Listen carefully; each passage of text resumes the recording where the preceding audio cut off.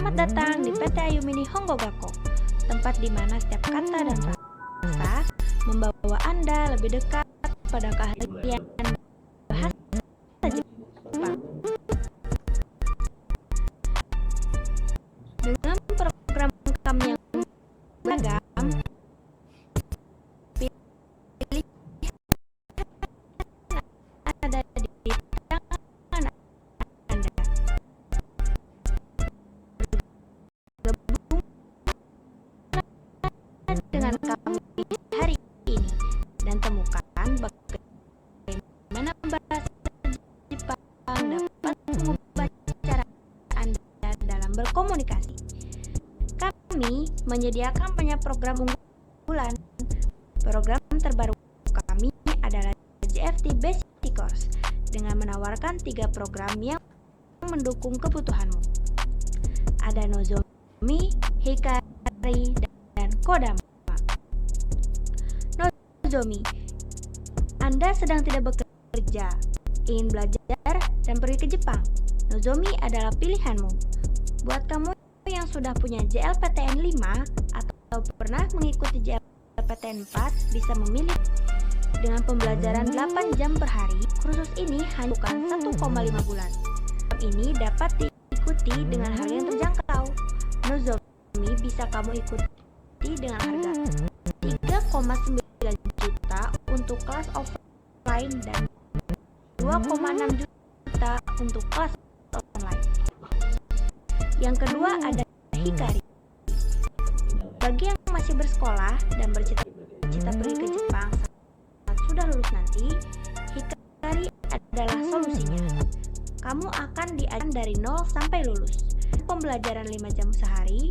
Kursus ini bisa diserah dalam 2,5 bulan dan tersedia dengan harga jangkau 6,7 juta offline, 1 juta untuk kelas. Yang terakhir ada Kodama. Jika sedang bekerja dan bercita-cita berkarir di Jepang, Kodama adalah pilihan yang tepat. Kamu akan diajarkan sampai lulus. Pembelajaran 3 jam, kamu hanya 4 bulan untuk mainnya.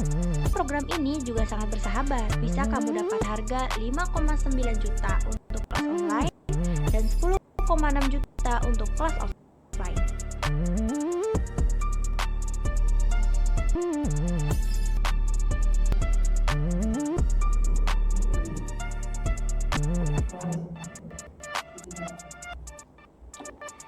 Dengan metode pembelajaran kami yang terintegrasi, Anda dapat memilih antara pembelajaran online atau offline sesuai dengan preferensi Anda. Dengan mentor ahli kami yang siap membimbing,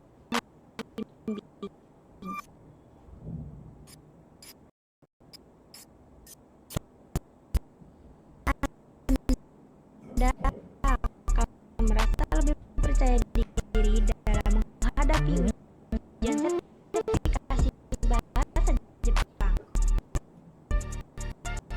Mulailah perjalanan Anda menuju keunggulan bahasa Jepang PT Ayumi Nihongo Gakko. Dapatkan pengalaman belajar tidak hanya efektif, tetapi juga menyenangkan. Bagian dari komunitas kami yang terdiri dari pelajar bahasa Jepang yang bersemangat dan progresif.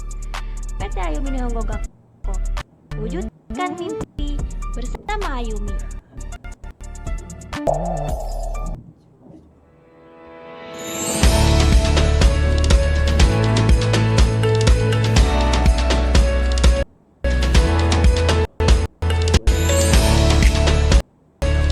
Hai, selamat datang di Politeknik Indonesia. Oke, selamat sore semuanya. Selamat bergabung kembali di kegiatan Ngabuburit Ayumi, ngobrol-ngobrol tentang karir Jepang dan juga JFT Basic di part kedua.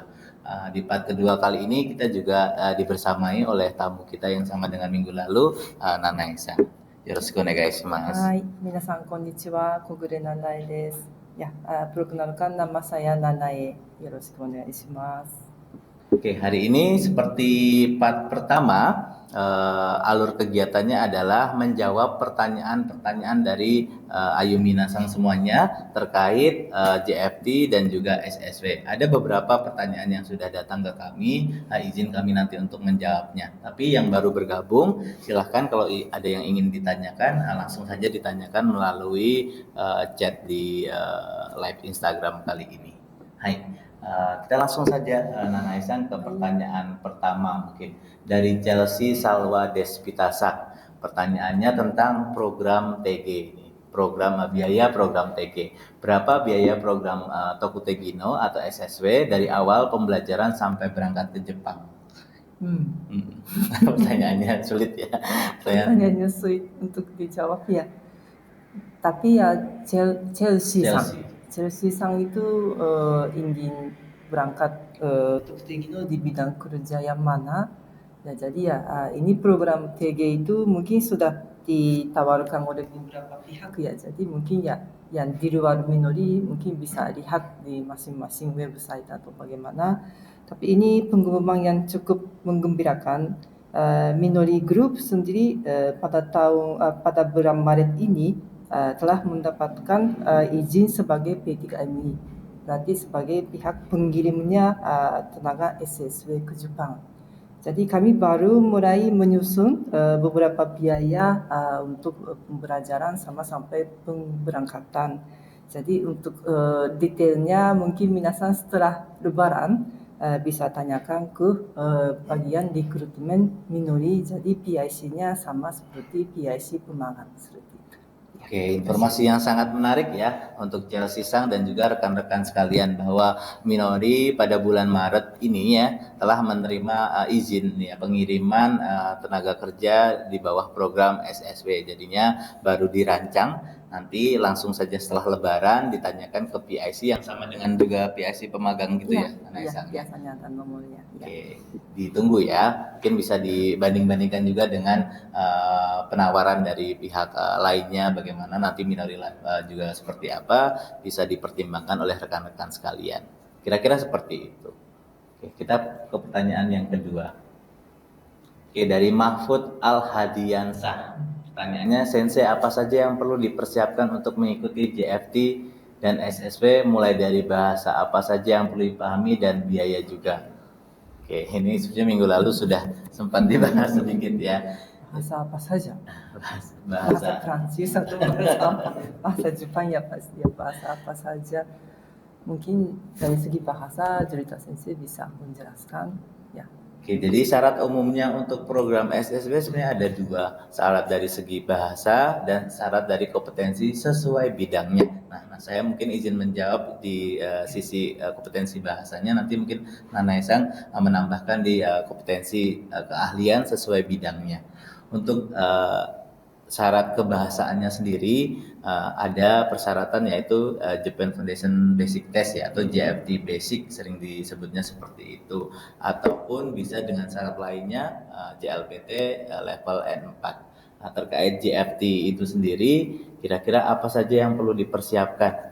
Nah, JFT agak sedikit berbeda nanti dengan JLPT. Skema ujiannya, rancangan ujiannya juga sedikit berbeda. Kalau di JFT itu setidaknya ada 4 kategori ujian. Nah, yang pertama ada Moji Goi atau Goi Moji, yaitu menguji pengetahuan kebahasaan terkait kosakata dan juga kanji. Kemudian yang kedua Kaiwato Hyogeng, menguji kemampuan pemahaman menganalisa suatu kondisi dengan memilih gramatikal maupun ungkapan yang tepat. Nah, kemudian yang bagian ketiga yaitu Chokai listening, memahami isi dari suatu percakapan secara umum dengan berbagai situasi dan kondisi seperti itu. Kemudian yang terakhir Dokai, kategori terakhir Dokai itu juga berisi tentang pemahaman isi secara keseluruhan terkait wacana tulis dengan berbagai situasi dan kondisi. Nah, situasi dan kondisi ini karena JFT Basic adalah ujian untuk persiapan tinggal dan hidup di Jepang. Oleh karenanya situasi atau bamengnya juga merujuk pada situasi dan kehidupan real di Jepang, misalkan di supermarket, di rumah sakit dan lain sebagainya. Kira-kira seperti itu. Jadi yang perlu dipelajari yaitu bahasa Jepang yang digunakan di berbagai kondisi saat tinggal dan hidup di Jepang. Kuncinya seperti itu. Mungkin dari sisi kebahasaannya seperti itu. Nanaisa, mungkin dari sisi kompetensi bidang SSW-nya seperti apa, mungkin bisa dibantu dijelaskan. Jadi sebelumnya bidang SWC itu sekarang saat ini ada 14 jenis usaha sesuai dengan usaha ya. Tapi akhir-akhir ini ada beberapa jenis usaha mau ditambahkan. Yang terakhir saya dengar itu di bidang tekstil garment yang sebelumnya belum ada SSW, baru mau diadakan seperti itu. Jadi ya tentunya di luar ujian bahasa Jepang JLPT N4 atau JFT Basic A2, minasan harus mengikuti ujian SSW namanya Tokute Gino Hyoka Shiken sesuai dengan bidangnya masing-masing. Jadi beda dengan pembangunan, tidak bisa kalau hari ini ikut interview makanan, besok nggak lulus jadi konstruksi saja seperti itu sudah tidak bisa lagi, tapi tetap harus lulus ujian SSW. Dan jenis ujian yang bisa diikuti itu di antara Jepang sama Indonesia itu sedikit berbeda. Mungkin kalau di Jepang hampir semua jenis usaha sudah buka ujiannya di masing-masing daerah. Kalau di Indonesia masih hanya beberapa yang bisa diikuti, masih beberapa lagi baru mau adakan seperti itu. Jadi minasan harus perhatikan website. Mungkin nanti di Minori juga akan bantu mengumumkan sekarang misalnya ujian apa saja yang dilakukan, pendaftarannya kapan seperti itu ya. Oke, terima kasih Nana Isang. Jadi sedikit mengulangi saja bahwa ujian di SSW itu sendiri setidaknya sudah ada 14 bidang. Namun beberapa ke belakang ditambahkan ada beberapa bidang tambahan ya, salah satunya tekstil atau garment. Nah, syarat untuk ujian kompetensinya itu sendiri ya ada ujian tadi ya namanya Tokute Hyoka Shiken. Jadi ujian untuk mengukur keahlian atau pemahaman minasang terkait bidang kerja tersebut. Ada 14 bidang, jadi masing-masing bidangnya ada ujiannya, kira-kira seperti itu. Tadi Nana Isang juga sempat menyinggung kalau di Jepang ke-14 bidangnya atau keseluruhan bidangnya itu sudah diselenggarakan ujiannya. Tapi kalau di Indonesia hanya beberapa bidang saja begitu ya Nana Isang ya. Jadi sekarang kalau minasang mau fokus di bidang misalkan pengolahan makanan, ya fokusnya di pengolahan makanan saja. Karena nanti ujiannya kan di pengolahan makanan. Tidak bisa yang misalkan hari ini interview pengolahan makanan terus besok mau interview yang lainnya karena butuh ujian sertifikat SSW yang khusus bidang tersebut. Kira-kira seperti itu gambarannya. Oke. Saya coba umumkan sekali lagi, yang ikut hari ini boleh ya kalau mau bertanya-tanya seputar SSW atau JFT, mumpung ada Nana Isang selaku founder dari Minori Group, pasti sudah banyak pengalaman ya selama 15 tahun ke belakang ini terkait penanganan pengiriman tenaga kerja atau pemagang ke Jepang khususnya. Silakan dimanfaatkan kesempatan baik. Berikutnya, pertanyaan berikutnya dari ini mungkin pemagangan ya, mau dilewati saja atau nanti saja. Nanti saja, oke. Tadi sempat disinggung ya dari Ahmad Nurfalah. Ada beberapa materi yang ada di JFT dan personal senilai minimal lulus ujian JFT berapa Kak? Gitu ya. Terima kasih, tadi sempat dibahas ada 4 kategori soal ya, Mojigoi, kemudian Kaiwato Hyogeng, Chokai dan Dokai. Total nilai yang bisa diperoleh dari 4 kategori ini yang biasanya umumnya masing-masing kategori ini terdiri dari 15 soal umumnya ya, tapi kadang-kadang ada 16, 14 atau lebih sedikit. Pokoknya intinya seluruh soal dari 4 kategori ini adalah 60 soal dengan keseluruhan nilai total yang bisa diambil adalah 250. Poin minimal yang dinyatakan lulus adalah 210 poin. Jadi seperti itu. Dari 4 kategori total poin yang bisa diambil 250, kemudian minimal nilai yang harus diperoleh 210. Kalau 210 sudah bisa diperoleh atau 210 ke atas, dinyatakan sudah lulus ya dari JFT Basic. Ada lagi mungkin analis yang ditambahkan tentang ujian JFT Basic? Mungkin hasilnya kapan bisa kita lihat ya? Oke, JFT Basic ya. Kalau JLPT itu agak lama ya, lama analis ya, 2 bulan atau 1 bulan setengah. Sampai lupa itu. Sampai lupa lulus apa enggak, bahkan lupa kita kayak gitu ya, sampai saya kemarin ikut ujian ya sampai lupa ya beberapa peserta. Nah, kalau JFT Basic ini berbeda karena dia CBT, Computer Based Test, hasil ujian langsung bisa dilihat ketika selesai ujian. Jadi ketika tekan tombol selesai, nilainya langsung keluar. Tapi sertifikatnya biasanya dalam bentuk digital ya, baru dikirim 1 minggu sesudah ujian. Tapi setidaknya rekan-rekan bisa tahu, bisa difoto screenshot juga kalau diizinkan sama panitia untuk bukti kalau lulus atau tidaknya. Tapi setidaknya seminggu akan dikirimkan bentuk digitalnya. Sangat praktis ya. Sangat praktis. Makanya sekarang peminatnya sangat meningkat.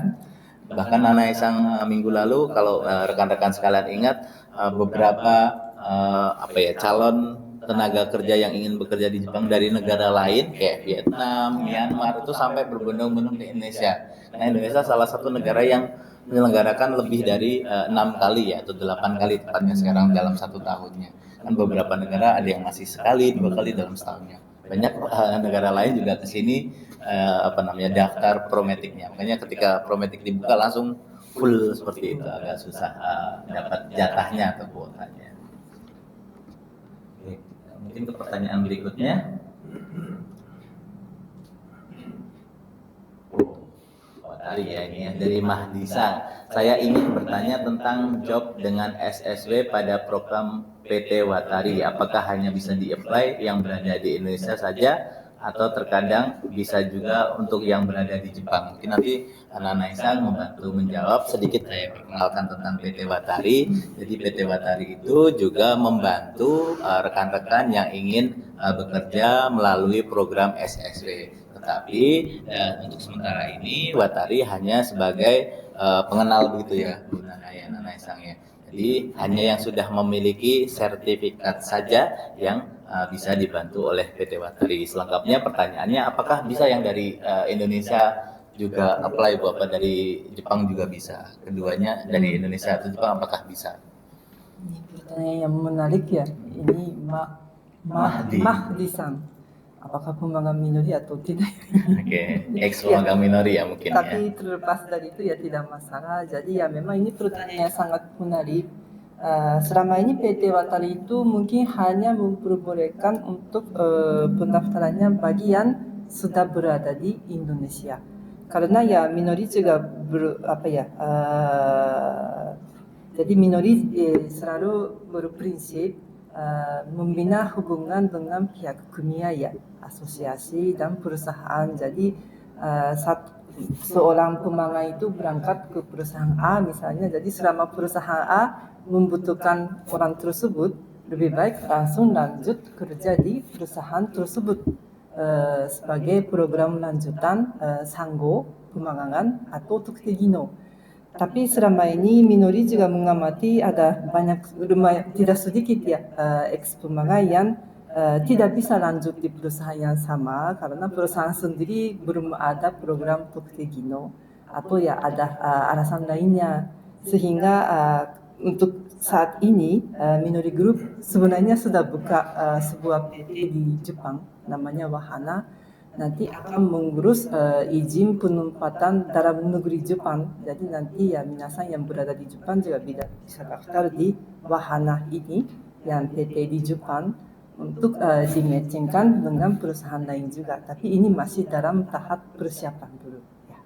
Oke, jadi untuk sementara ini Watari hanya bisa membantu ex pemagang atau orang yang sudah memiliki sertifikat yang berada di Indonesia saja begitu ya, Nana Isangnya. Tapi kedepannya Minori Group juga tadi sudah diperkenalkan perusahaan baru ya, Wahana yang ada di Jepang.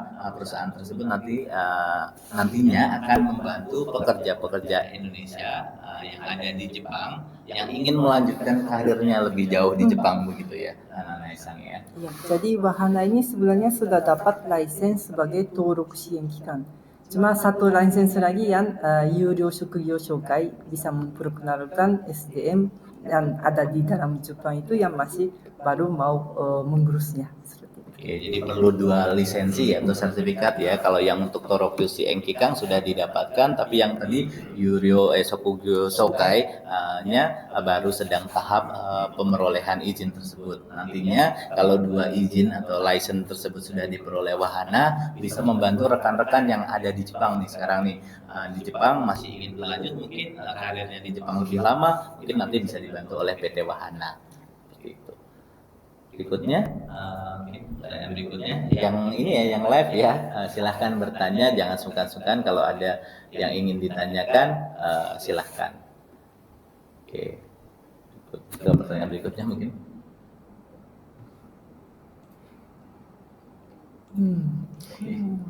Ini mungkin tidak ada ini ya kaitannya dengan tema, kita sebut aja. Tapi ya bagi apa saya juga tidak tahu. Berikutnya. Oh, ini menarik ya. Boleh bantu dijawab mungkin Nanaseng atau Tinggi badan 148 cm bisa masuk LPK. Maksudnya bisa berangkat ke ke Jepang Jepang ya. atau tidak? Ya mungkin tetap sesuai dengan bidang kerja ya. Ya tentunya ya misalnya job konstruksi, scaffolding itu kami persyaratannya tetap di atas 165 cm dan tanpa kacamata. Tapi ya jika orang tersebut memang meskipun tinggi badannya kurang, tapi berbakat mampu bicara bahasa Jepang misalnya N3 atau N2, pasti beberapa jenis bidangnya membuka peluang untuk bisa berangkat ke Jepang. Contohnya mungkin restoran atau perhotelan mungkin Bagian tidak ada ya, belakangnya. mungkin ya tidak bagian belakangnya. Jadi jangan menyerah. Tetap ada cara untuk bisa berangkat seperti itu. Oke, jadi pertanyaan dari Permata Nabila Faiz, apakah bisa tinggi badannya 148 atau di bawah standar yang umumnya dipahami oleh rekan-rekan sekalian ya tentang syarat untuk bekerja di Jepang. Mungkin ada beberapa bidang atau mungkin kebanyakan bidang mensyaratkan tinggi badan tersebut. Minat-sang jangan over generalis ya, jangan menggeneralisasikan itu ke semua bidang. Tidak semua bidang mempersyaratkan tinggi badan. Ada beberapa bidang misalkan restoran ataupun perhotelan mungkin tinggi badan tidak jadi persyaratan, namun kemampuan bahasa Jepang yang tinggi yang jadi syarat. Harus ada ya nilai tambahnya ya berarti ya. Oke, jadi kalau misalkan kalau di syarat satu tidak memenuhi, bisa didukung oleh syarat berikutnya untuk pergi ke Jepang. Tapi ya tadi bidang-bidangnya mohon diperhatikan, tidak semua bidang mungkin mengizinkan tinggi badan di bawah standar yang sudah ditetapkan perusahaan tersebut. Berikutnya, bagaimana proses dari awal untuk bisa bekerja di Jepang ini tergantung programnya ya, program apa untuk bisa bekerja di Jepang. Mungkin karena tema kita hari ini SSB, mungkin bisa dibantu dijawab terkait SSB bagaimana, Nesa? Nah, proses dari awal ya untuk SSW ya. Ya, jika orang yang bersangkutan sudah lulus kedua ujian dengan usaha sendiri, ya tinggal daftar di sebuah LPK, matching, terus menunggu pengurusan dokumen biasanya 4-6 bulan ya. Itu ya langsung bisa berangkat seperti itu ya. Tapi kalau saat ini masih belum punya kedua ujian, mungkin ya harus mengikuti program persiapan untuk lulus ujian di beberapa LPK sudah menawarkan termasuk Ayumi juga bisa memberi pelatihan safety basic. Jadi harus lulus dua-duanya baru bisa ikut matching dengan pihak Jepang melalui LPK seperti itu ya. Oke. Ini sedikit menyinggung apa yang disampaikan Nanae-san minggu lalu terkait apa bedanya Tokute Gino dan Gino ya, program pemagangan dan SS itu bedanya apa sih? Nanae-san sempat menyinggung bahwa bedanya adalah kalau yang pemagangan itu ada banyak bidang atau badan yang melindungi. Nah, tapi kalau SSW ini mungkin sedikit badan yang melindungi. Nah, karena sedikitnya badan yang melindungi, artinya syaratnya diperketat. Salah satu syaratnya adalah bahasa dan juga kompetensi keahlian bidang tersebut. Nah, tadi Nana Esang menyebutkan bahwa apa sih prosesnya seperti apa? Ya, prosesnya harus mendapatkan kedua ini. Nah, kedua sertifikat ini bisa didapatkan secara mandiri Jadi bisa. atau didapatkan dengan LPK. Ada beberapa LPK yang juga menawarkan sekaligus sambil belajar memperoleh dua sertifikat ini. Oke, atau diperoleh mandiri. Yang memperoleh secara mandiri tadi boleh ketika sudah diperoleh nanti bisa mendaftarkan itu di LPK. Kemudian nanti prosesnya sekitar 4 sampai 6 bulan begitu ya Nana Esangnya. Dan di Ayumi juga menawarkan ya kursus untuk persiapan JFT Basic. Jadi ada beberapa program. Jadi kalau misalkan saya lagi kerja nih pasti nggak bisa full seharian belajar untuk persiapan JFT. Tenang, Ayumi punya program bagi yang bekerja. Itu belajar kurang lebih dalam seharinya 3 jam. Ataupun yang sedang bersekolah kelas 12 persiapan untuk ujian bahasaan itu bisa juga mengikuti program Ayumi. Juga pastinya program-program yang lainnya ya. Ini suaranya iklan dulu ya. Iklan.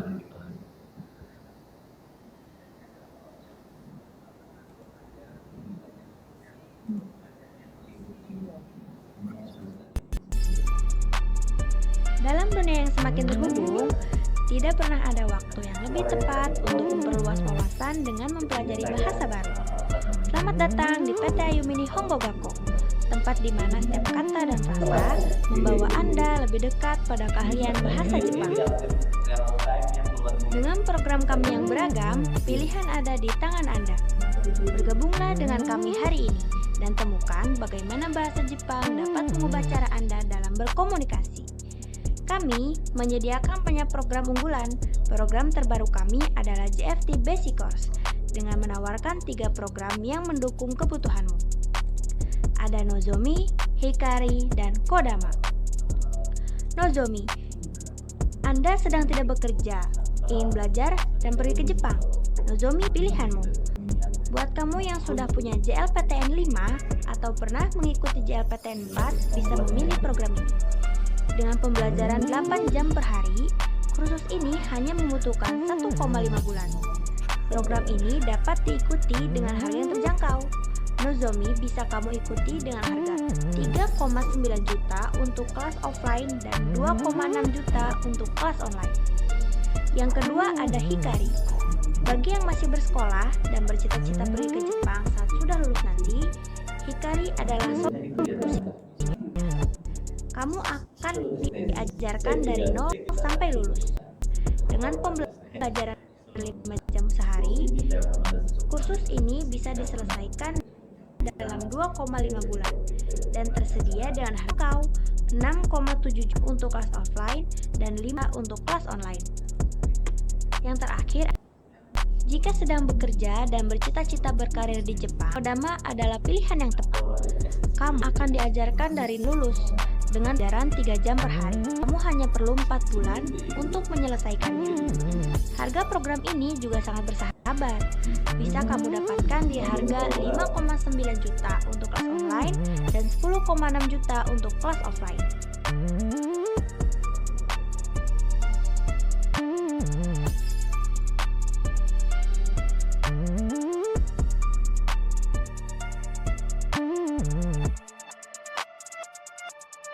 Dengan metode pembelajaran kami yang terintegrasi, Anda dapat memilih antara pembelajaran online atau offline sesuai dengan preferensi Anda. Dengan mentor ahli kami yang siap membimbing, Anda akan merasa lebih percaya diri dalam menghadapi ujian sertifikasi bahasa Jepang. Mulailah perjalanan Anda menuju keunggulan bahasa Jepang bersama PT Ayumi Nihongo Gakko. Dapatkan pengalaman belajar yang tidak hanya efektif, tetapi juga menyenangkan. Jadilah bagian dari komunitas kami yang terdiri dari ribuan pelajar bahasa Jepang yang bersemangat dan progresif. PT Ayumi Nihongo Gakko, wujudkan mimpi bersama Ayumi. Hai,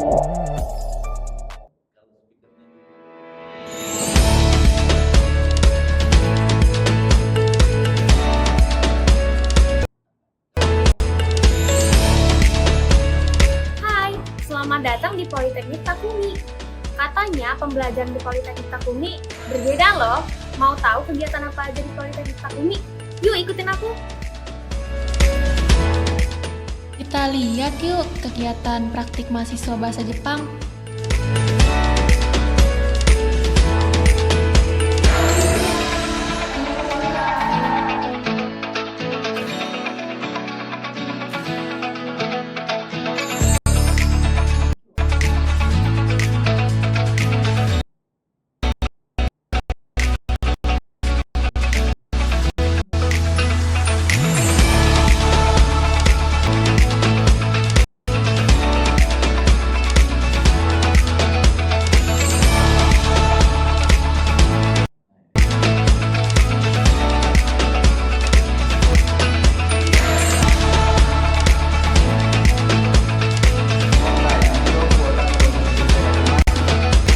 Selanjutnya kita lihat yuk kegiatan Prodi Mekatronika di industri.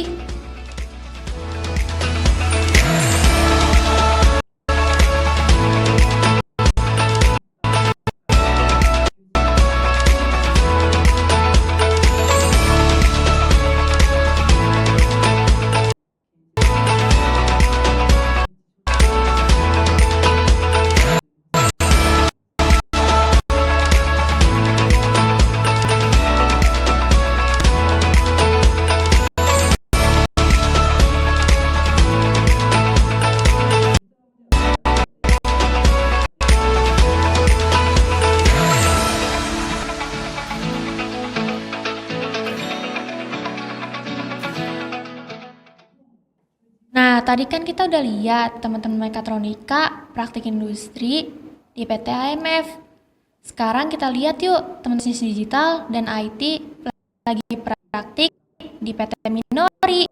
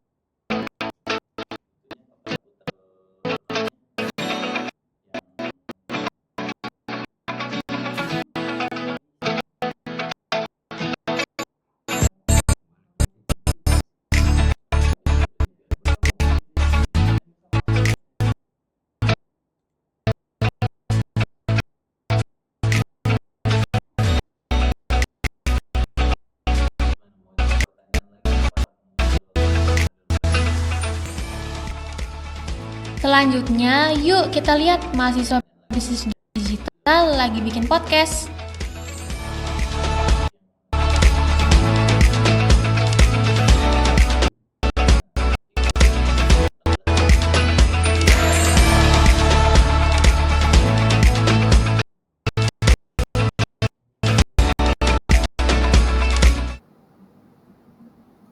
Udah ya. Oke, selamat bergabung kembali ya di kegiatan Ngabuburit live Instagram Ayumi bersama founder dari Minori Group Nana Isang. Oke, kita lanjut ke pertanyaan dari rekan-rekan yang sudah bergabung sebelumnya. Tapi yang sedang sekarang menyaksikan, kalau ada yang ingin ditanyakan, jangan sungkan ya untuk menanyakan di grup di fitur chatnya. Silahkan ada yang ingin bertanya.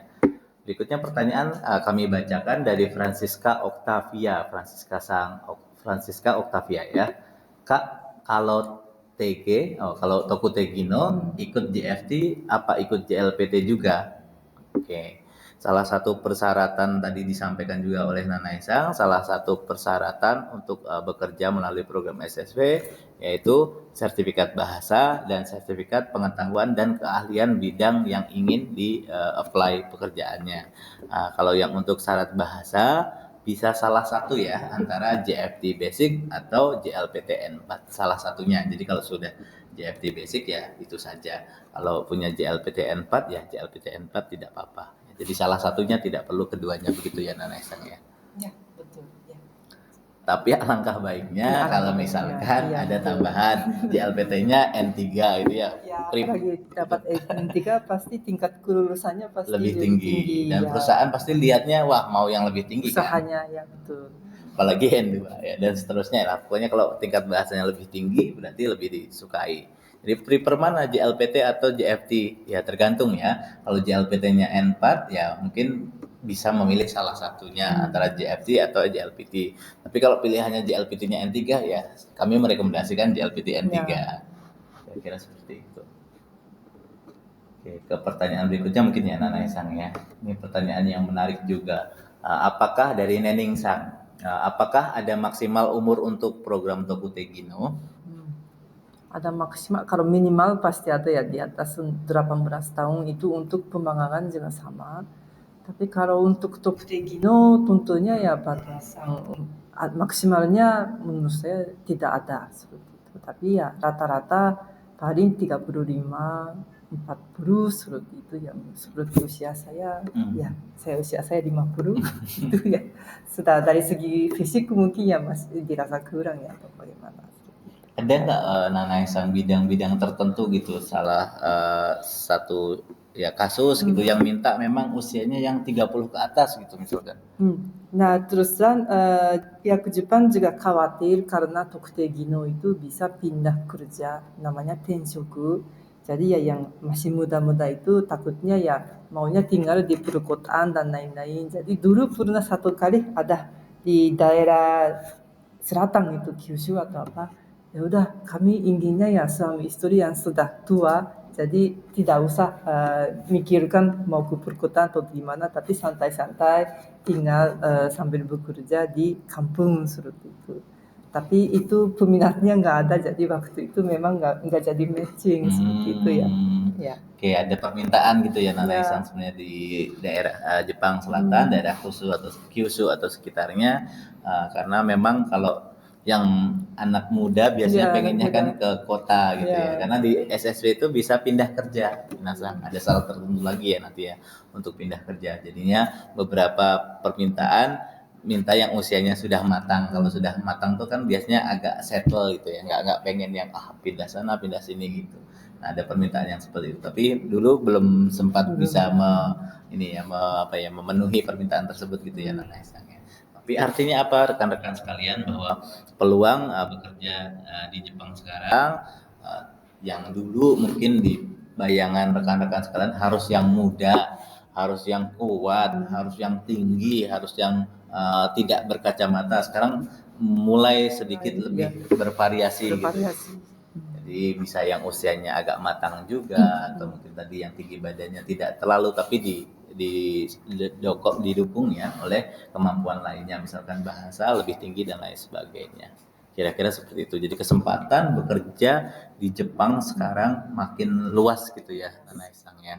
Nah, bagi yang memang berminat bekerja di Jepang nanti diikuti ya IG-nya, di-follow IG-nya Minori, Watari, Aji, kemudian Nagomi dan Ayumi tentu saja. Kalau Ayumi lebih ke kursus bahasanya persiapannya. Tapi kalau yang Nagomi, Watari, Aji, Minori nanti program pemagangan dan atau SSW sesuai dengan bidangnya masing-masing. Kira-kira seperti itu. Oke, kita ke split ini dulu ya Nana Isang ya. Undian hari ini. Hari ini juga seperti minggu lalu ada undian door prize pulsa sebesar 50.000 bagi 3 pemenang. Sekarang pemenang pertama silahkan. Kita lihat siapa yang menang ya untuk kali ini.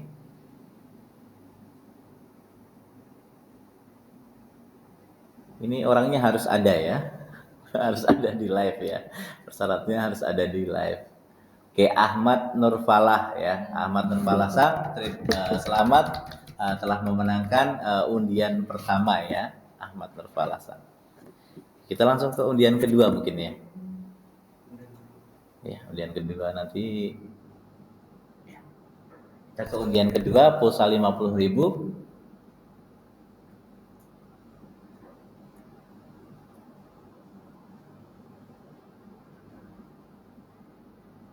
Oke, dari Debbie CJ Sasang. Oke, Debbie CJ Sasang. Selamat ya Debbie CJ Sasang telah memperoleh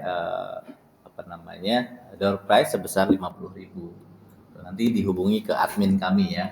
Ini LPK Aji juga bergabung, Nana Esa. Dari mana ya ini? Dari Klaten mungkin ya. Halo LPK Aji. Kami manggilnya D atau K ya. Kalau umurnya mungkin lebih duluan lahirnya Ayumi. Jadi D Aji. Halo D Aji. Iya. Oke, kita mungkin langsung ke pertanyaan berikutnya. Oh, ini pertanyaannya ya, menarik ya. Bang, kalau TG buat engineer baiknya JFT atau JLPT ya? TG buat engineer itu visanya beda ya padahal ya. Jadi bagusnya gimana ini bahasnya? Oke, jadi mungkin kita pahami dulu. Pertanyaannya adalah, Bang, kalau TG untuk engineer baiknya JFT atau JLPT ya? Kita sedikit coba breakdown terlebih dahulu ya. Kita pisah-pisah dulu pemahamannya. TG, Toku Tegino, maupun engineer adalah dua jenis visa yang berbeda. Ya. Otomatis karena visanya berbeda, isi pekerjaannya pun juga berbeda. Nah, karena isi pekerjaannya berbeda, kemampuan atau kompetensi yang harus dimiliki juga pastinya berbeda. Kita ke TG terlebih dahulu, Toku Tegino. Toku Tegino tadi disampaikan Nana Esang ada 14 bidang dan ada beberapa bidang tambahan ya. Bidang tadi tekstil ya ada tambahan juga. Terus saya kalau nggak salah pernah dengar Nana Esang ada tambahan di bidang transportasi ya, untuk driver dan lain sebagainya. Kereta apian juga. Kereta apian juga ya. Jadi saya baca-baca kemarin koran Jepang bahwa dari 2024 sampai 2030 ditambah tuh 2 kali lipat permintaan dari Toku Tegino. Artinya kesempatannya besar. Nah itu kalau Toku Tegino sendiri lebih yang JFT atau JLP dua-duanya. Kalau JFT tadi JFT A2, JLPT-nya JLPT N4. Tapi untuk N3 juga lebih bagus ya. Kalau untuk engineer itu sendiri kan mungkin isi pekerjaannya lumayan lebih tinggi gitu ya, Nana Esang ya. Sudah tuntutannya lebih tinggi ya dibanding Toku Tegino ya. Dan kerja di lapangan yang kayak sebagai operator itu sudah tidak bisa lagi kalau engineer seperti itu. Oke, visa engineer itu kalau di Amerika itu mirip green card gitu, green cardnya Amerika. Jadi yang memang untuk kodo jinzai gitu kalau istilah di Jepangnya itu. Jadi yang pekerja yang memang skillnya sangat tinggi ya, tidak lagi bekerja di lapangan sebagai operator, tapi misalkan maintenance sistemnya atau mungkin AutoCAD membuat desain teknik dan lain sebagainya.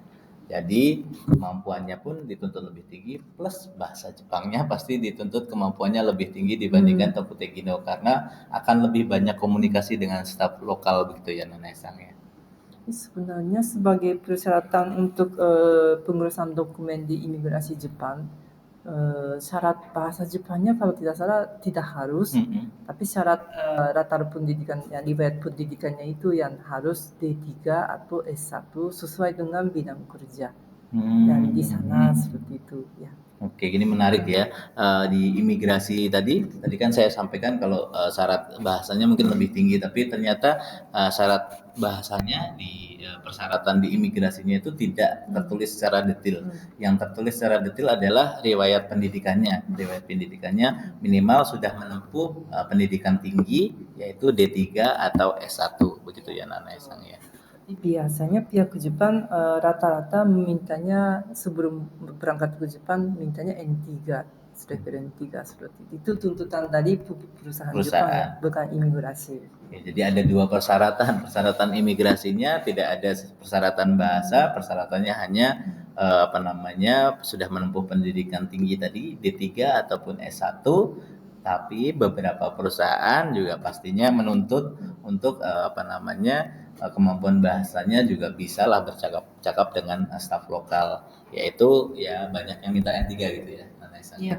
Cuma contoh sekarang ada lowongan dari Jepang khusus untuk engineer itu kedua-duanya kebetulan perusahaan konstruksi, yang satunya ya asalkan S1 sesuai dengan bidangnya, bahasa Jepangnya nanti di Jepang bisa dipelajari seperti itu. Yang satu lagi lulusan S1 bahasa Jepang, tapi nanti di sana itu belajar sama kerjanya di bidang IT seperti itu ya. Jadi memang beraneka ragam kalau untuk working visa engineer ya.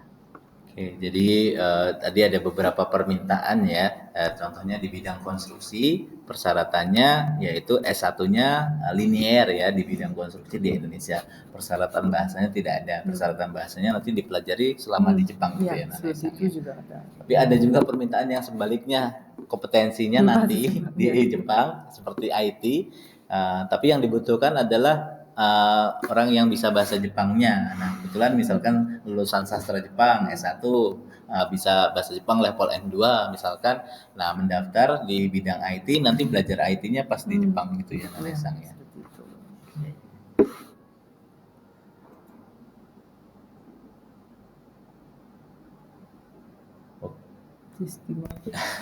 Serius nanya harus punya pengalaman. Oke, ini pertanyaan dari Cairin. Ini bacanya Cairin atau Kairin Sang ya. Kairin Sang. Tes TG atau tes TG di mana sih? Serius nanya. Plus harus punya pengalaman kerja atau enggak begitu ya. Oke, tes TG-nya tadi ya. Mungkin pemahamannya perlu di breakdown lagi. Toku Tegino itu terdiri dari yang sudah ini 14 bidang plus bidang-bidang tambahan ya di tahun ini ada tambahan bidang lainnya. Itu kalau di Jepang tesnya sudah ada di semua bidang, tapi kalau di Indonesia baru beberapa bidang gitu ya. Kalau tepatnya di mana, kunjungi websitenya sesuai dengan website bidang tersebut. Misalkan perhotelan ya, kunjungi website bidang perhotelan dan lain sebagainya. Tapi Nanaesang tadi sudah kasih kunci. Nanti dalam waktu dekat Minori juga akan ada pemberitahuan. Ya. Platformnya itu ya. Ada platform khusus yang memberitahukan kira-kira ujian ini perhotelan, misalnya perhotelan di mana, kapan dan lain sebagainya. Nanti ada platform khusus yang memperkenalkan untuk membantu rekan-rekan yang ingin berkarir di Jepang. Jadi tetap stay tune, ikuti semua sosial media dari Minori Group ya. Yang bagi yang harus punya pengalaman itu pengalaman sesuai dengan mungkin pengalaman bekerja gitu. Apakah harus punya pengalaman kerja nggak? Misalkan mau Toku Tegino di bidang perhotelan, apakah syaratnya harus pernah bekerja di hotel di Indonesia seperti itu?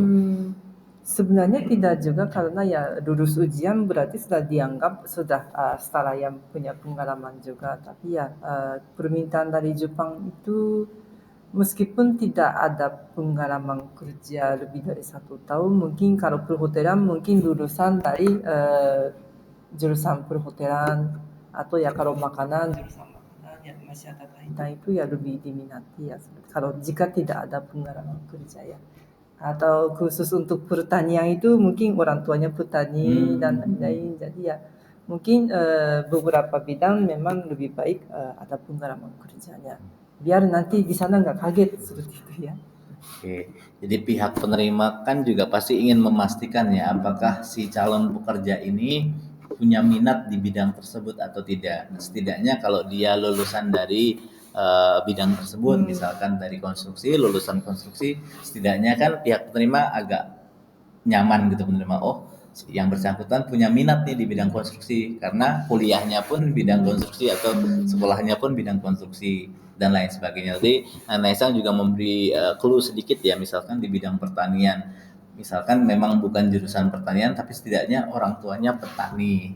Nah setidaknya kan dia ada gambaran bagaimana bertani, bagaimana mengelola pertanian dengan baik dan lain sebagainya. Kira-kira seperti itu ya, Naesang.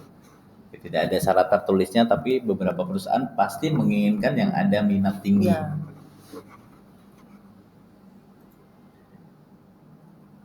Oke, berikutnya syarat TG apakah tidak ada tes fisik? Tes fisik ya, tes fisik. Kalau MCU mestinya ada ya seperti itu ya, tapi kalau tes fisik tergantung jenis bidangnya ya seperti itu. Tentunya kalau konstruksi nanti kalau minori group mau adakan matching ya pasti adakan tes fisik seperti itu ya. Oke, jadi pertanyaannya apakah ada syarat tes fisik untuk program Tokotegino? Tadi Nanesang memberikan pernyataan bahwa kalau MCU dianggap sebagai bagian dari tes fisik, nah ada berarti ya. Tapi kalau tes fisiknya berupa misalkan apa ya, fisik lebih lanjut lagi ya, misalkan Push up, sit up, dan lain-lainnya. Nah, yang tadi menyampaikan tergantung bidangnya. Kalau bidang konstruksi mungkin kalau minori group membuka TG di bidang konstruksi akan ada gitu ya. akan pasti ya itu ya. Karena memang pekerjaannya berhubungan tentang itu.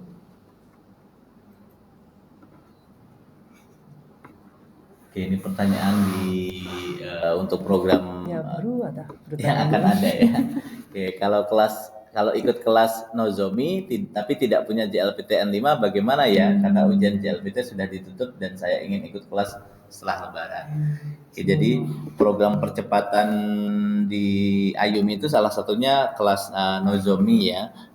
Kelas Nozomi mungkin berbeda dengan program lainnya, lebih dipercepat karena dianggap sudah belajar bahasa Jepang basic secara mandiri. Nah, salah satu rekognisi atau bukti yang bisa disertakan adalah JLPTN 5. Bagaimana kalau tidak punya JLPTN 5 karena mau daftar juli nggak bisa gitu ya. Ikutin NATES atau JITES dulu mungkin ya, ikut NATES, JITES untuk membuktikan bahwa kemampuannya tadi Ardisang sudah di level L5, baru nanti bisa ikut program Nozomi ya untuk membuktikan secara sertifikatnya seperti itu.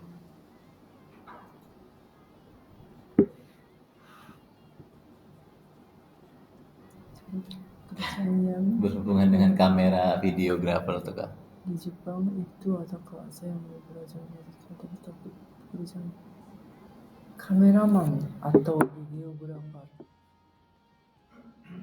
Selama ini Belum ada permintaan khusus spesifik ya. Itu ya.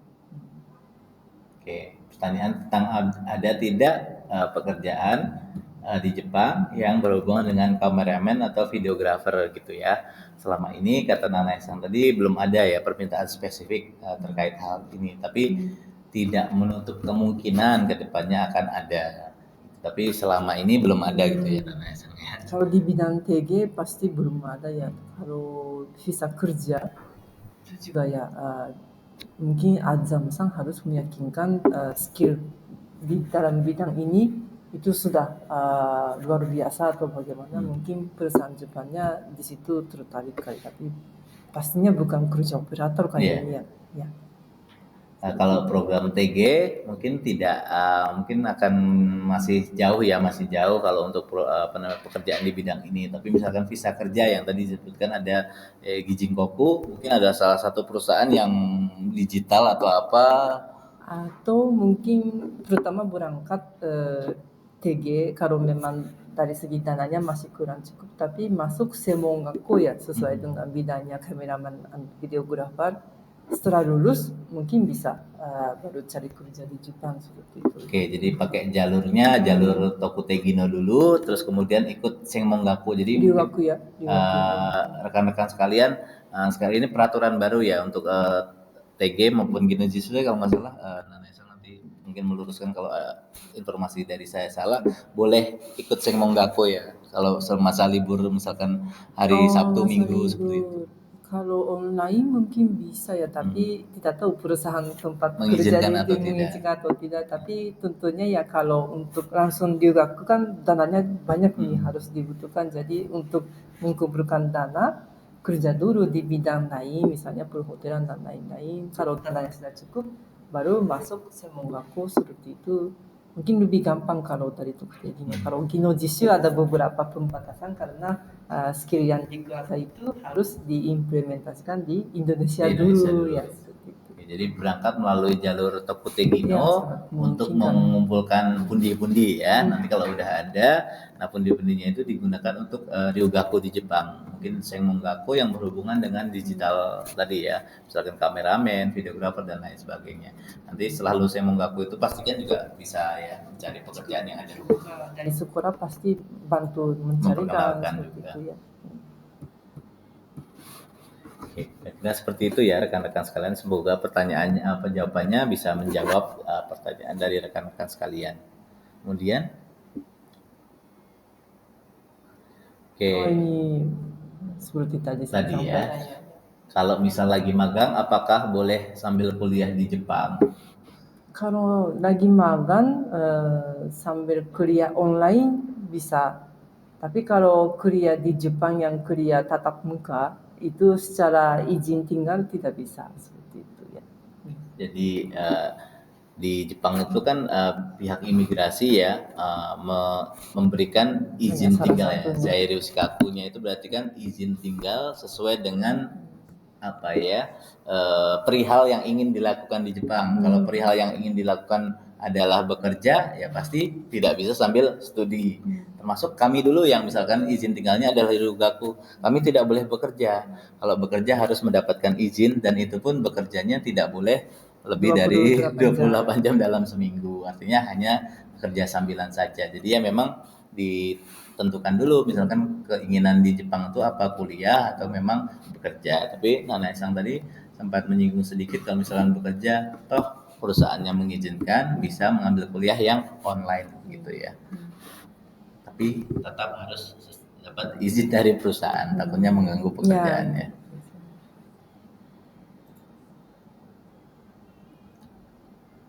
Wah, ini pertanyaan yang menarik ya. Ini bahasa anak muda. Indonesia adalah kamu. Worth it itu menguntungkan atau tidak gitu. Kalau pemula langsung TG worth it atau enggak gitu. Osusume shimasu ka?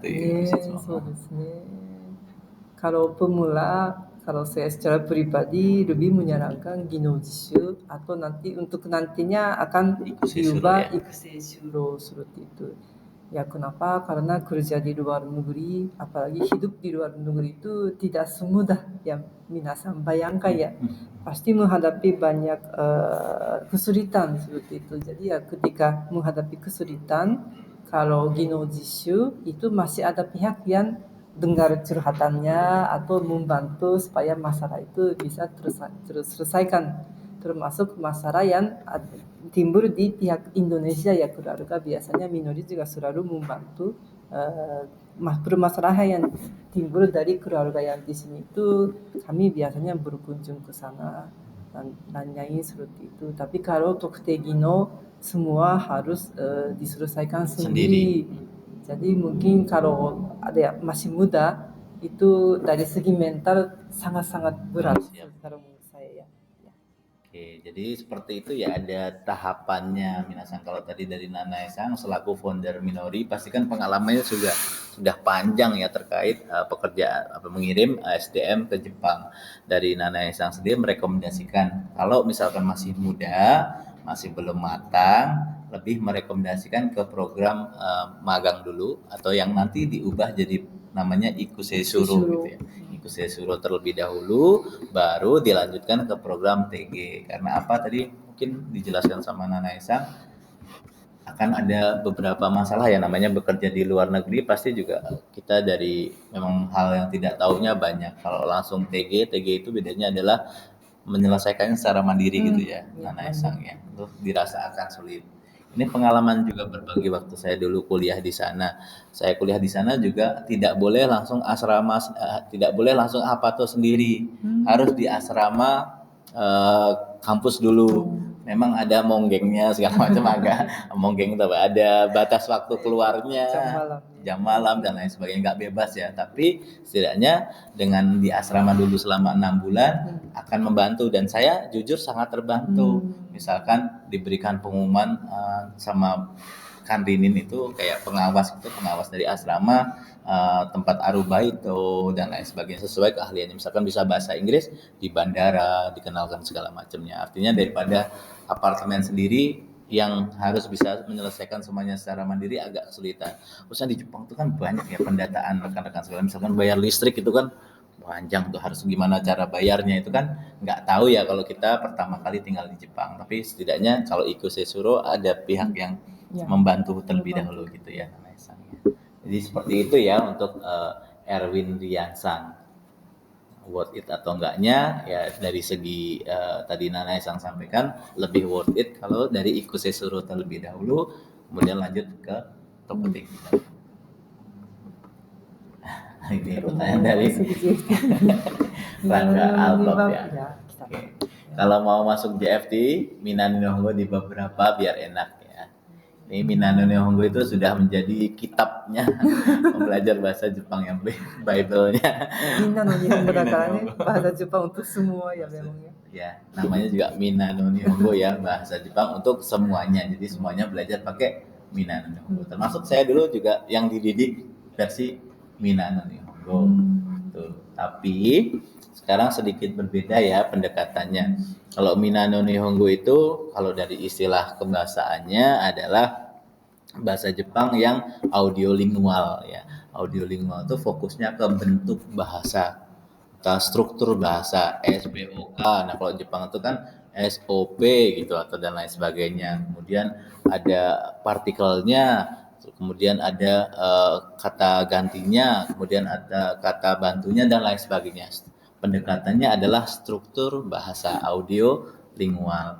Nah, kalau yang sekarang pendekatannya adalah bahasa Jepang atau bahasa asing praktis. Jadi tidak mendekat kepada bentuk bahasa tapi fungsi bahasa. Mungkin bentuknya tidak paham, tapi kalau fungsinya paham cukup. Artinya pasti kitab yang digunakan juga berbeda. Kitabnya apa ya, kalau direkomendasikan boleh merekomendasikan mungkin Irodori yang paling terdekat atau Marugoto, tapi mungkin yang paling terdekat kalau untuk persiapan JFT adalah Irodori seperti itu. Tapi kalau belajar dari Minano Nihongo juga tidak apa-apa buat bahannya. Tapi kalau dari bab mananya tidak spesifik ya, tidak spesifik. Tapi kalau mau spesifik, kalau di Irodori Indonesia, tadi nanti Minasang coba buka website Irodori Indonesia, di situ ada perbandingan Minano Nihongo bab berapa sama dengan Irodori bab berapa, itu ada perbandingannya. Silahkan dilihat di situ. Kalau saya detailnya kurang begitu tahu. Ada satu bagian yang memang Irodori bab ini sama dengan Minano Nihongo bab berapa. Jadi bisa belajar pakai keduanya.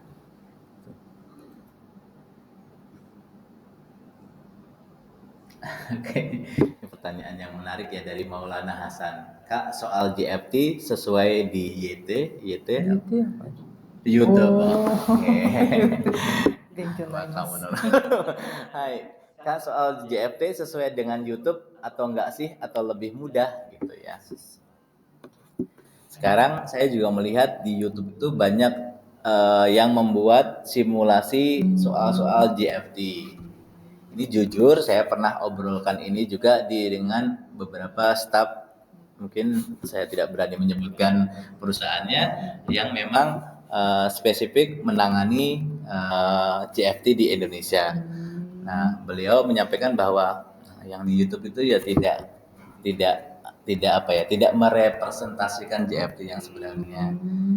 Kalau saya lihat juga yang di YouTube itu hanya memakai yang di Irodori dicaplok begitu saja, atau memakai soal JLPT yang kebetulan wacananya dekat dengan JFT.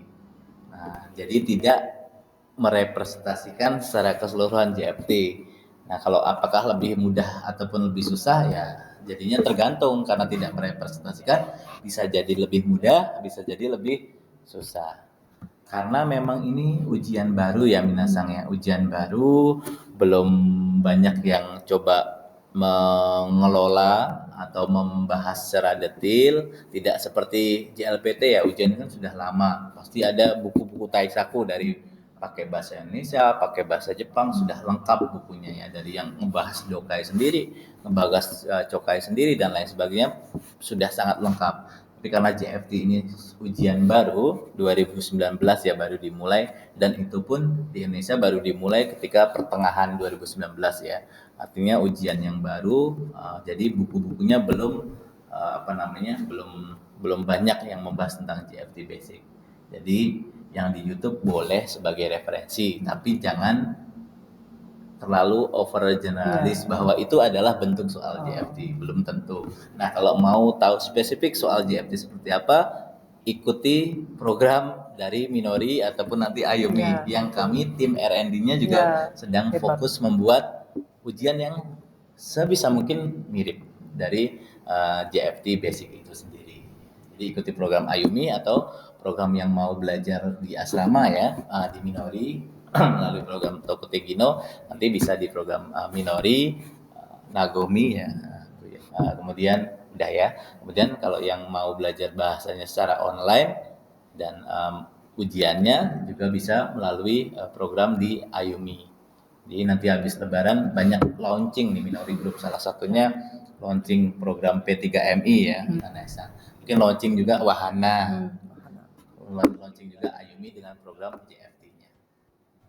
Seperti itu.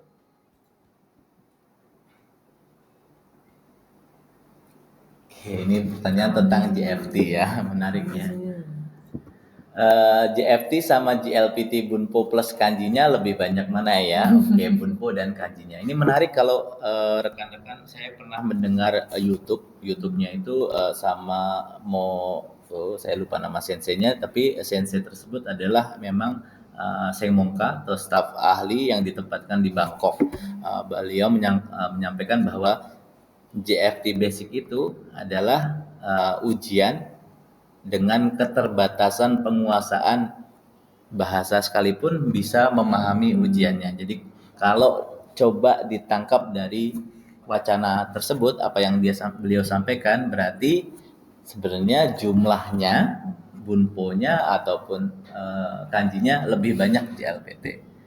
Tapi di JFT itu walaupun bunponya sedikit, walaupun kanjinya sedikit, tetap bisa memahami wacana yang ingin dimaksud, kira-kira seperti itu. Mungkin kalau banyaknya lebih banyak di LPT, tapi fungsi penggunaannya lebih beragam di JFT Basic. Misalkan kalau di kanji, salah satu kanji lah ya, misalkan salah satu kanji kalau di JLPT itu cara bacanya atau apanya saja, tapi kalau JFT nanti bisa soalnya masuk di Kaiwato Hyogeng atau masuk di bagian Dokai, seperti itu ya, kanjinya bisa penggunaannya secara lebih beragam. Mungkin begitu Nanesa, mungkin ada yang ingin ditambahkan terkait ini. Mungkin cara meskipun kanjinya lebih sedikit di JFT, tapi di Jepang nanti banyak kanji-kanjinya ya. Jadi ya bagaimana cara efektif atau efisien untuk belajar kanji itu, kira-kira ada tipsnya nggak ya dari cerita sensei?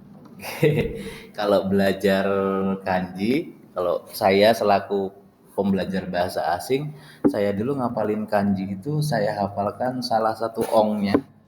Salah satu ongnya yang saya kata paling familiar. Misalkan menulis ong yominya apa, saya langsung tahu itu so karena dari tosokan. Jadi nanti menulis yang lainnya sorui, jadi bisa membaca. Kalau untuk membaca seperti itu. Tapi kalau untuk memahami karakter, di soal JLPT itu kan ada soal yang jebakannya yang hyoki kalau nggak salah, pilihannya kanji yang hampir mirip. Nah, saya cara menghafalnya adalah membuat analogi cerita. Misalkan kanji hako itu kan ada kanji me-nya ya. Nah, orang dulu kan gelap. Kalau membuat hako itu kotak, harus pakai mata yang tajam. Kemudian ada kanji take-nya dan ki-nya. Karena dulu belum ada besi, jadi membuatnya pakai bambu dan Ceritanya dibuat-buat ya. Ceritanya dibuat-buat kanji, strukturnya seperti itu. Ya, bagus ya.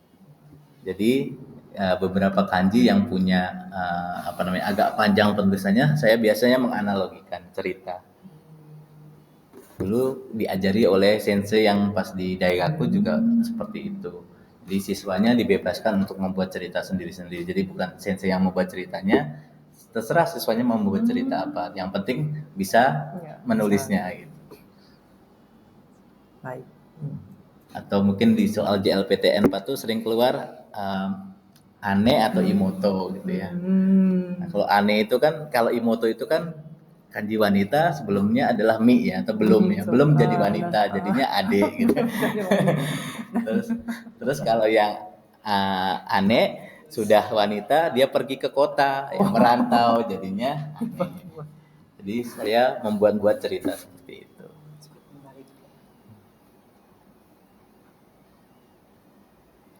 Oke, pertanyaan berikutnya. Gimana cara konsisten kalau udah istirahat kerja rasanya berat banget pegang buku? Saya juga ingin tahu. Iya, saya malah mau tanya ke Ika Putri Lestari ya, gimana caranya ya. Tapi sebenarnya kalau punya keinginan ya Nana Esang ya, kalau punya keinginan apa saja itu pasti dia akan tertarik untuk tetap selalu ingin tahu. Jadi kalau yang berat membaca buku, mungkin ditanyakan kembali keinginannya kuat atau belum. Mungkin keinginannya masih setengah-setengah. Saya rasa orang kalau punya keinginan sesuatu pasti rasa ingin tahunya pasti akan lebih besar. Mungkin jadikan kebiasaan saja setiap hari, misalnya seminggu sehari 10 menit misalnya buka buku itu. Nanti hari ke-8 kalau tidak buka, kayak rasanya kurang beres seperti itu ya. Jadi ya menjadi kebiasaan itu sangat penting ya mungkin. Penting ya. Kalau saya dulu pas di S1 suka ngajar ke Kohai. Kohai itu adik tingkat. Jadi saya suka bikin jam, ayo belajar JLPT level berapa begitu. Nah, karena saya mengadakan itu, mau nggak mau saya harus mempersiapkan ya. Nah, saya jadi belajar di situ. Jadi berusaha membuka satu media belajar yang menuntut kita untuk melakukan sesuatu. Salah satunya kalau saya biasanya membuka kelas apa supaya saya belajar tentang itu. Itu sih salah satu yang membuat motivasi tinggi. Selain mungkin kalau ada sebenarnya ada modus lainnya juga Nana Esa, karena adik kelasnya ada yang cantik gitu ya, mungkin kan mau terlihat keren gitu ya. Ini juga bisa dijadikan salah satu motivasi. Ya.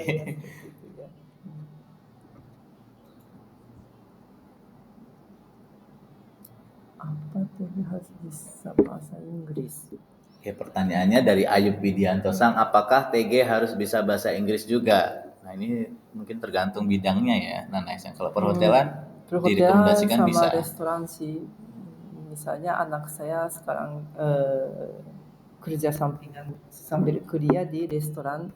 Kenapa dia memang ikut lulus seleksi? Karena dia kebetulan bisa bahasa Inggris. Jadi tamu-tamu juga banyak yang dari negara lain. Jadi ya akhirnya kemampuan bahasa Inggris tetap diperlukan seperti itu ya. Ya, apalagi mungkin perhotelan kan banyak turis-turis asing ya di Jepang tuh. Kalau rekan-rekan pernah ke Jepang, kalau ke daerah Osaka ya, yang ada kota gitu ya, ataupun Tokyo ya, kayaknya orang asing semuanya ya. Berarti kan di hotelnya pun juga harus bisa menguasai bahasa asing karena banyak turis-turisnya ya.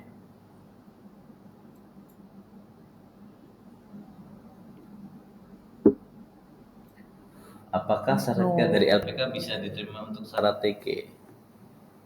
Sertifikat dari belajar LPK ya. Dari LPK tidak bisa ya, tetap harus lulus ujian JFT Basic atau JFT N4. Jadi sertifikatnya langsung dari panitia, dan juga ya sertifikat lulus ujian SSW dari panitia juga ya, seperti itu ya. Ya, jadi tidak ada rekognisi ya, atau sertifikat pengganti atau sertifikat dengan standar yang mirip atau sama ya. Di Jepang tuh strict ya, kalau syaratnya A ya A ya syaratnya. Kalau di SSW itu kan JFT dan SSW keahlian. Nah, itu berarti dua sertifikat itu yang mengeluarkan sudah ditunjuk lembaganya sama pemerintah Jepang. Pemerintah Jepang itu sudah menunjuk kalau JFT Basic ke Japan Foundation, kalau SSW tergantung bidangnya ya, misalkan bidang perhotelan ke siapa, ke Kaigo ke siapa gitu. Jadi lembaga tersebut yang mengeluarkan sertifikatnya juga yang mengelola ujiannya. Saya kira seperti itu. Jadi wajib tidak ada pengganti ya.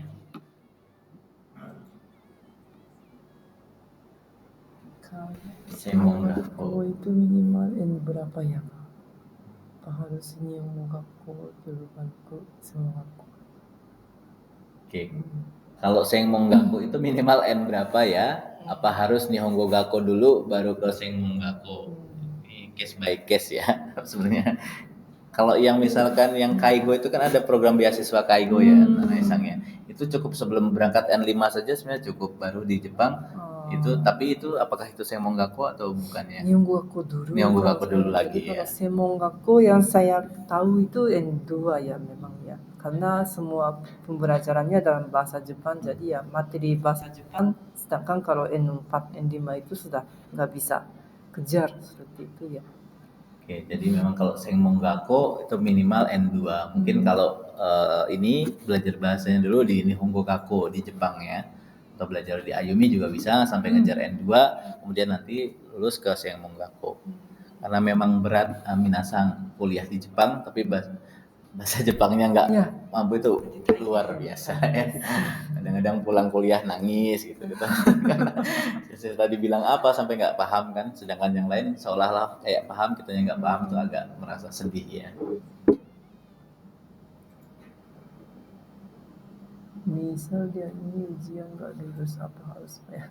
Oke, ini pertanyaan dari Erianti Sang. Misal di Ayumi ujian nggak lulus, apa harus bayar lagi? Oh, yang program JFT ya mungkin ya. Khawatir ya tidak lulus itu ya. Oke. Jadi programnya sudah kami buat sedemikian rupa. Misalkan ada beberapa part ya. Part pertama misalkan bootcamp kana. Bootcamp kana sesudah bootcamp kana adalah Irodori A1. Jadi bisa masuk Irodori A1 kalau sudah lulus bootcamp kananya dulu.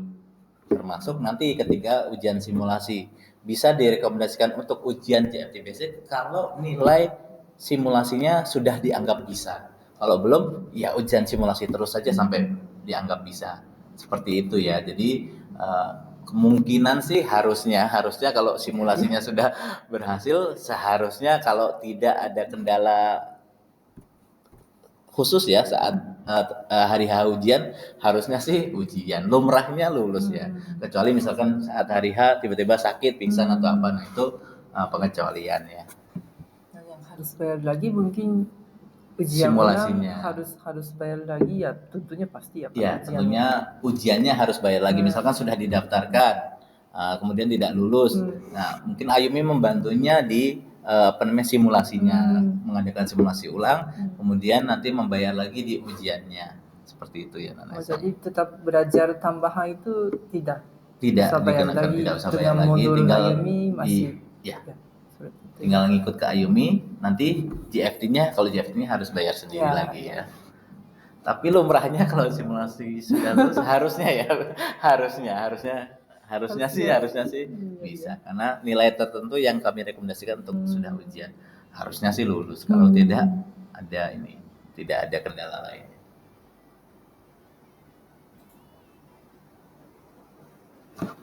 Oke, berikutnya usia 20 masih bisa OTW Jepang. OTW itu ya, ini pertanyaan usia 28 tahun apa masih bisa OTW Jepang? OTW Jepang itu sebenarnya OTW singkatan dari on the way, Bu. Tapi anak muda Jepang sekarang itu OTW diartikan lebih spesifik, yaitu bisa pergi ke Jepang enggak? Nihon ikimasu seperti itu. Iya, jadi artinya ya pasti masih bisa ya seperti itu ya. Kalau SSW ya, kalau pemagang sedikit. Kalau bekerja TG mungkin masih bisa, kalau pemagang sulit. Antara pembatasan bisa atau tidak lah. Giri. Berikutnya kita terakhir ya ini ya, sebelum kita istirahat dulu terus nanti buka spin lagi ya. Oke, mau tanya dong untuk yang JFT di MOI, Mall of Indonesia ya, ini daerah Kelapa Gading ya mungkin ya. Emang bobot soalnya sesusah itukah? Soalnya temenku banyak yang gagal. MOI sulit maksudnya. Jadi memang ujian JFT Basic di Indonesia itu diselenggarakan oleh beberapa bidang ya. Di Jakarta kalau nggak salah ada 3 atau 4 lembaga yang menyelenggarakan. Di MOI salah satunya MOI atau Gunadarma atau di mana itu ya. Soalnya sama saya rasa juga ya. Tidak ada standar yang berbeda. Kalau yang temanku banyak yang gagal ini tidak hanya temennya Sugiyati Nurwanisang saja. Kalau kita melihat data dari kelulusan JFT Basic itu memang angka kelulusannya masih di bawah 50%. Ya, Indonesia sendiri angka kelulusannya sekitar 40 sampai 42% ya. Bahkan ini ya rekan-rekan, ada beberapa kan di data dari JFT Basic itu tingkat kelulusan sesuai penyelenggara ya. Kalau kita melihat penyelenggara yang di Jepang, penyelenggara di Jepang itu berarti yang ujian yang tinggal di Jepang atau yang memang pergi ke Jepang untuk ujian JFT Basic. Artinya kan sudah belajar bahasa Jepang sebelumnya ya. Ini pun tingkat kelulusannya masih belum tinggi. Jadi memang tidak hanya teman-temannya Sugiyati Nurwanisan saja, tapi memang tingkat kelulusannya masih belum tinggi. Nah, nanti Sugiyati Nurwanisan bilang ke teman-temannya suruh daftar JFT Basic di Ayumi ya, nanti dibantu untuk bisa lulus ya. Tapi ujiannya sama kan? Tapi ujiannya sama. Lebih mudah kayaknya. Ujiannya tidak ada mudah dan tidak ada yang susah, lebih mudah. Tapi kalau lebih siap akan menjadi lebih mudah gitu ya.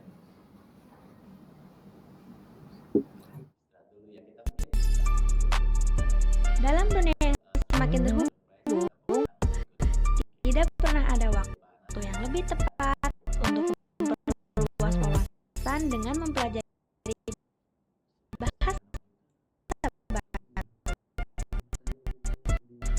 Selamat datang di PT Ayumi di Honggoko, tempat di mana setiap kata dan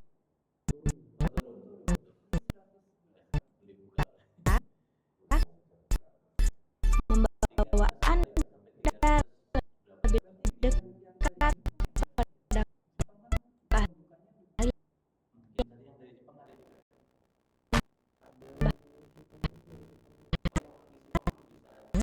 bahasa Jepang.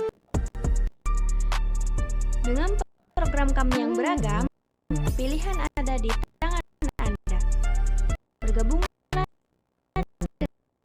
dengan kami hari ini dan temukan cara Anda dalam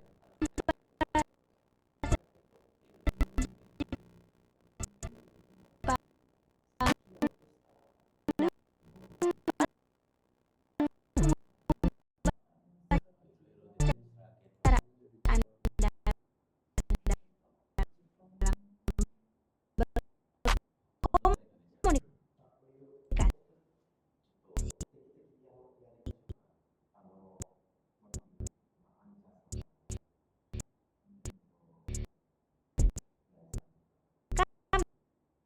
Kami menyediakan program unggulan, program terbaru kami adalah JFT Basic Course dengan menawarkan 3 program yang mendukung kebutuhanmu. Ada Nozomi, Hikari, dan Kodama. Nozomi, Anda sedang tidak bekerja, ingin belajar dan pergi ke Jepang. Nozomi adalah pilihanmu. Buat kamu yang sudah punya JLPTN 5 atau pernah mengikuti JLPTN 4 bisa memilih program ini. Dengan pembelajaran 8 jam per hari, kursus ini hanya membutuhkan 1,5 bulan. Program ini dapat diikuti dengan harga yang terjangkau. Nozomi bisa kamu ikuti dengan harga 3,9 juta untuk kelas offline dan 2,6 juta untuk kelas online. Yang kedua ada Hikari. Bagi yang masih bersekolah dan bercita-cita pergi ke Jepang saat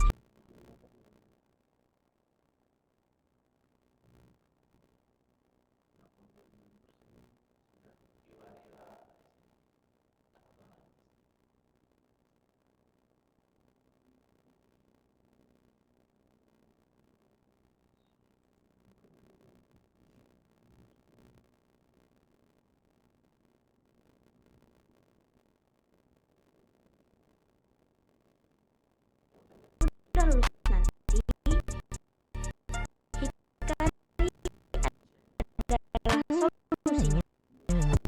Kamu akan diajarkan dari nol dengan pembelajaran 5 jam sehari.